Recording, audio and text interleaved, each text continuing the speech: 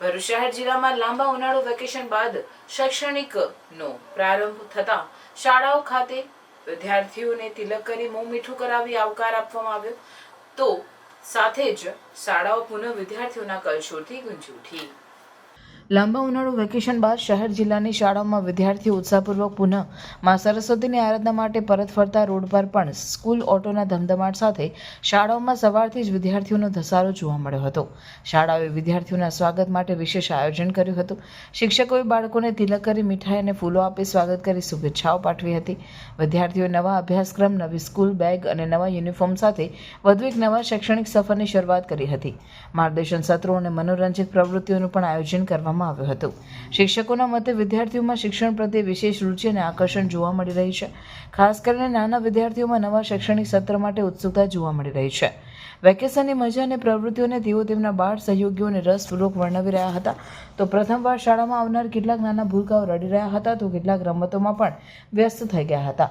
આમ લાંબા ઉનાળુ વેકેશન બાદ પુનઃ શાળા સંકુલો વિદ્યાર્થીઓના આગમન સાથે જ કલશોરથી ગુંજી ઉઠતા જીવંત થઈ ઉઠ્યા હતા। આજે નવા શૈક્ષણિક સત્રની શરૂઆત થવા જઈ રહી છે। નવા સપનાઓ, નવા નિર્ધાર અને નવા તક સાથે દરેક વિદ્યાર્થીને નવા સફરની શરૂઆત થવા જઈ રહી છે। પાપા પગલી માંડતા નાના ભૂલકાઓનો શાળામાં પ્રથમ દિવસ એટલે કે શાળા પ્રવેશોત્સવ।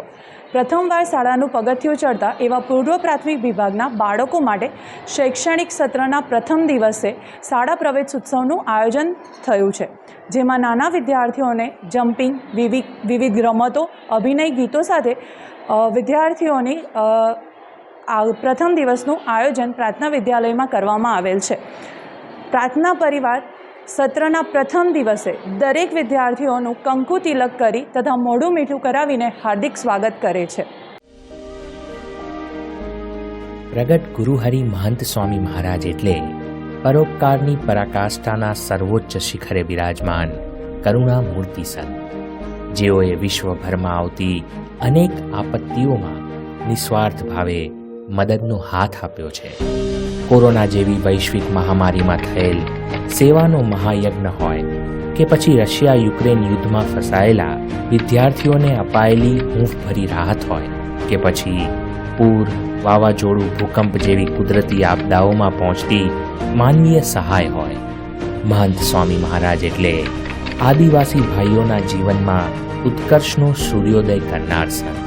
એવી જન અને કણ સુધી પહોંચતી કરુણા ગંગા વહાવા પરમ પૂજ્ય મહંત સ્વામી મહારાજ ભૃગુ કચ્છની પવિત્ર ભૂમિ પર પધારી રહ્યા છે। તો તેઓના દર્શન આશીર્વાદનો લાભ લેવા માટે પરિવાર મિત્રજનો સહિત પધારવા આપ સૌને ભાવભર્યું આમંત્રણ છે।